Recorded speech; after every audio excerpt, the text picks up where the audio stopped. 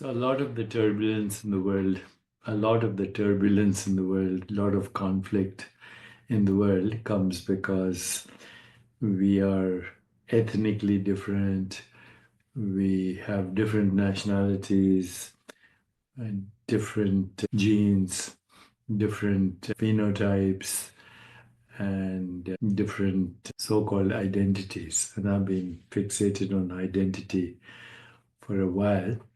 And this identity is shaped by our genotype.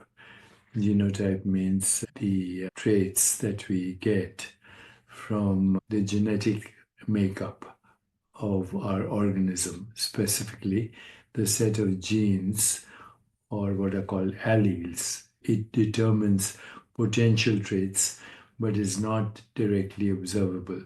For example, the genotype for eye color might include alleles like BB, big B, homozygous dominant, or big B, small b, heterozygous for brown eyes. So the difference between brown eyes and blue eyes is just a slight difference in the genetic makeup. Phenotype refers to observable physical or behavioral traits of an organism, such as eye color, height, behavior, and phenotypes result from the interaction between the genotype and the environmental factors. For example, flamingos' pink color is a phenotype trait influenced by their diet, not just their, genotype. So what exactly is a gene?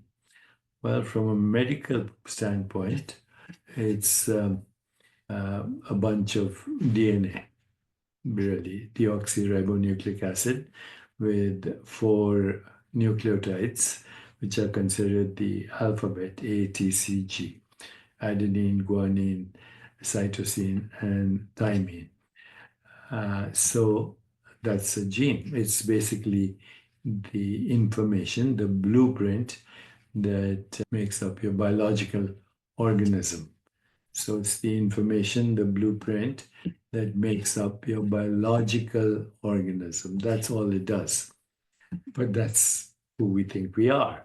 This biological organism, a result of genetic information. But now look at this from the perspective of non-duality. Let's try and look at this from the perspective of a deeper understanding, where we can suggest that genes are symbolic expressions of ancestral experiences, or what we call karma, and their differences are differentiation rather than separation. So here's how the idea aligns with modern science, if we are willing to go there, with the deeper understanding that all life is differentiated from a single ancestor. And now I'm going to, of course, what I'm going to say is going to raise eyebrows, but let me share it anyway, because this actually is a more satisfying understanding of the differences between different races, different ethnic backgrounds, different nationalities, and different cultures. So, non-dualism emphasizes that all phenomena arise from a unified reality, where apparent differences are expressions of the same underlying oneness. In this context, genetic variations are seen as differentiated expressions of a shared human essence, not as indicators of separation or division. And if you understand what I'm saying, then karma represents the accumulated actions and experiences that shape existence.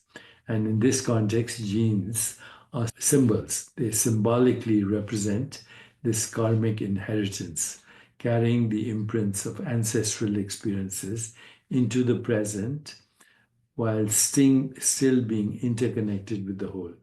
So, and furthermore, of course, there's epigenetic modulation, where the environment further differentiates into us having different identities and different experiences of life.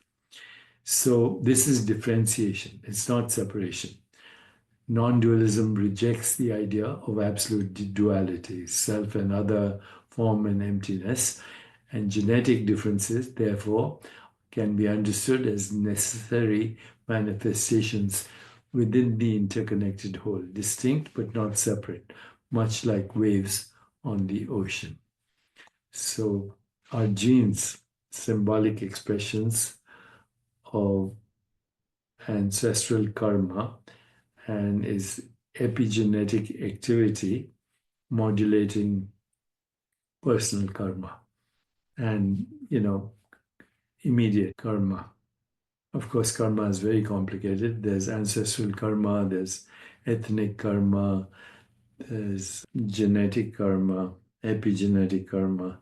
Think of karma as memory and interpretation of experience in consciousness that results in different identities which are seemingly separate but actually differentiated from oneness, from one wholeness. And think of genes and epigenetic activity as symbolic expressions of memory and interpretation of memory. What does this mean practically? Can we change our karma? And the answer is yes, because every choice you make changes epigenetic activity, and over repeated expressions of that change, everything changes. Gene expression changes, neural networks changes, phenotypic expressions change, appearances change, accents change, music changes, culture changes, cuisine changes, all based on memory, karma, desire, symbolically represented as genetic and epigenetic activity. Does it make sense? Maybe it does. To me, it does. And I enjoy sharing it.